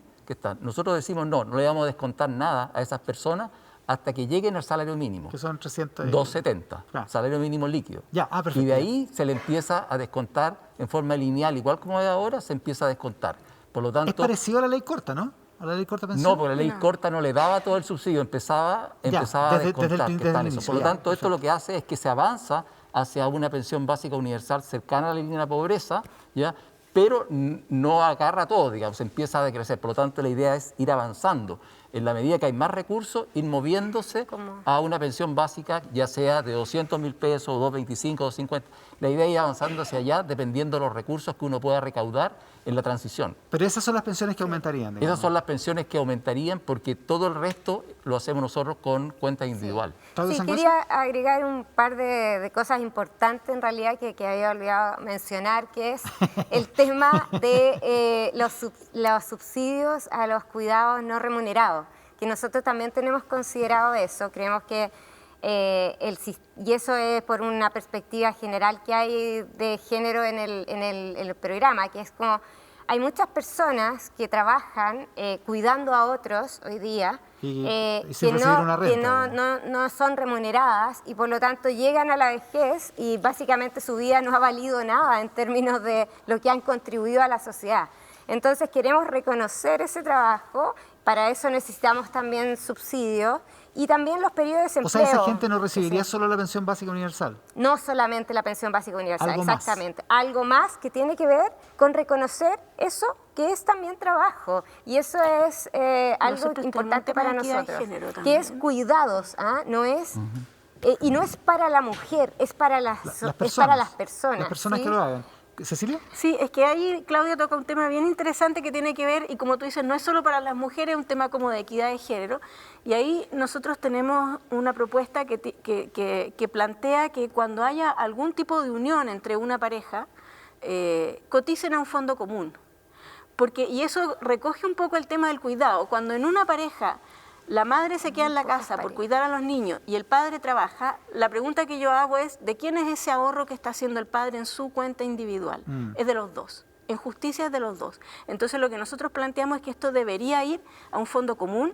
Si se disuelve esa unión, 50-50 para cada uno, se divide mitad y mitad, y eso permite atenuar fuertemente la brecha que hay en términos de pensiones de hombres y mujeres. ¿Eso es posible hacerse si se hace también si se hacen cuentas nacionales en un sistema solidario? Sí. Yo me imagino que es lo mismo para a nivel colectivo, es lo mismo que está planteando. Otra pregunta que me surge a partir de la Cecilia. En el caso de los sistemas solidarios que proponen Proboste y Boric, ¿esas cuentas son heredables? Son heredables en sentido del sistema y de hecho son consideradas herencias de generaciones, ¿sí? O sea, si yo me muero, ¿mis hijos se benefician de...? No directamente tus hijos, sino que los hijos de la generación. Los hijos de la generación que viene. Pero o sea, sería un padre generoso al morir. Son tratadas como herencias. De hecho, en el sistema mismo se llaman así, fondos heredados, y se consideran dentro del financiamiento de la nueva generación, lo que se heredó básicamente de la antigua. Pero es un tratamiento colectivo. Es un tratamiento colectivo. Guillermo. No, esto nuevamente pensemos lo más cercano posible a una compañía de seguro. Cuando una persona fallece, lo que hace es que libera recursos que quedan disponibles para la totalidad de la comunidad que está contribuyendo a ese sistema. Esa es básicamente la cuestión, más allá evidentemente de los beneficios que puedan tener, no sé, pues, herederos legítimos, que puedan tener el derecho a pensiones de sobrevivencia, ¿no es cierto?, o pensiones de invalidez, cosas como esa. Es interesante la comparación que hace Guillermo respecto a cómo funcionan los seguros, porque es muy distinto a cómo funciona un sistema de seguros. De hecho, los seguros en sí mismos son bien solidarios, porque uno está contribuyendo a un pool que luego, por ejemplo, como funciona el seguro obligatorio automotriz, ¿cierto? Nosotros pagamos ese seguro para que eventualmente cubra el riesgo a lo cual la población está afecta. Lo mismo pasa con la vejez, pero simplemente es más grande, pero hay un riesgo de llegar a ese estado. Nosotros contribuimos en función a lo que tenemos y tenemos derecho a una pensión que es como el derecho que te da esa seguridad. Digamos. Oye, estamos en el tiempo, pero por eso les quiero pedir una definición bien corta respecto de si es necesario y cómo hacerlo, en breve, recuperar el daño a los fondos de pensiones que se ha hecho con los retiros, con los 3 primeros retiros y eventualmente con un 4º retiro. ¿Cómo lo plantean, Guillermo? La verdad es que no lo hemos discutido, creemos que es una mala política, eso lo hemos dicho en varios tonos, lo ha dicho Yana Proboste varias veces. Es una mala política, vamos a tener que ver exactamente cómo se va a hacer. Yo no tengo en este minuto una solución así clara arriba de la mesa, pero claramente vamos a tener que hacerlo. Una posibilidad es simplemente dejar que pase el tiempo y esas personas, una vez que lleguen a su edad de jubilación, vamos a ver cuál es el daño efectivo que sufrieron producto de esto. Una posibilidad es simplemente dejar esto ahí como en punto suspensivo. No tengo otra solución. Cecilia, ¿en el caso de ustedes? Bueno, esta idea de avanzar hacia una pensión básica universal, de hecho, nace dentro de nuestros grupos programáticos a partir de los retiros en el fondo, porque es tal el daño que han generado y es un daño que es regresivo porque afecta mucho más a los cotizantes de bajos ingresos que a los de altos. Entonces una forma de resolver eso es precisamente avanzar. Claro, nuestra propuesta inicial no era una pensión básica universal y después de este daño enorme, la verdad que se ve como un poco inevitable. Sí, porque hay 5 millones de personas con saldo cero. O sea, por la vía, fondos generales para las personas que quedan sin fondos. Patricio Rojas. A ver, mira, estos retiros hoy día se estiman que en valor presente están costando alrededor de 5 puntos del PIB. Por lo tanto, ahí estamos hablando casi de 15.000 millones de dólares que está costando en valor presente hoy día. ¿Cada Por lo retiro? tanto, no, la total? suma de los retiros, pero traído al valor presente, porque estos se van a pagar en el tiempo, digamos, Perfecto. que están en eso. Por lo tanto, ¿Cuánto te da cálculo? 5 puntos del PIB, como 15.000 millones de dólares, es la estimación que hizo la DIPRES y que la presentó en el daño fiscal sería eso. Sí, el daño fiscal. Por sí. tanto, Sí, eso- porque eso- los montos son como 50.000 50.000 millones. correcto, no, pero eso en valor presente. ¿Cuánto le costaría al Estado, digamos, poder Perfecto. financiar esas pensiones solidarias a futuro? ¿Ya? Por lo tanto, el hecho de estar considerando movernos hacia una pensión básica universal es la manera de cómo nos estamos haciendo cargo de esto. ¿Ya? Es por eso que está costando mucho más en el tiempo, porque vamos a tener que considerar muchas más personas, Son muchas más que personas. están en eso. Claudia. Sí, hay varias formas de enfrentar. Uno es la pensión básica universal, ¿cierto? Que eso va a ser el piso mínimo para todos, pero nosotros no hemos todavía considerado ninguna política específica para eso. Sin embargo, sí creemos que es posible de pronto a las personas pedirles que si más adelante puedan cotizar un poco más por lo que ¿Generar algún tipo de sacaran mecanismo antes, en ¿cierto? ese Eso hay sentido? que evaluarlo de todas maneras, porque tienen que tener la oportunidad de mejorar sus pensiones en el futuro, sí. Sin duda. Eso. Claudia Sangüesa por el programa de Gabriel Boric, Patricio Rojas por la candidatura de Sebastián Sichel, Cecilia Cifuentes por José Antonio Cast y Guillermo Larraín por Yasna Proboste. Les agradezco muchísimo que hayan estado ustedes Muchas gracias. protagonizando además este primer debate que en profundidad ha tratado de hacerse cargo de un tema hiper complejo que podríamos, como decía Patricio, estar el resto del día conversando sobre esto. Así que les agradezco muchísimo la gentileza de estar acá. Muchas gracias. Muy bien, muchas Con gracias. ustedes hasta la próxima oportunidad que tengamos de conversar. En esta ocasión lo hemos hecho por invitación y organización de AmCham, la Cámara Chilena Norteamericana de Comercio de Chile. Muchísimas gracias por la gentileza de estar ahí.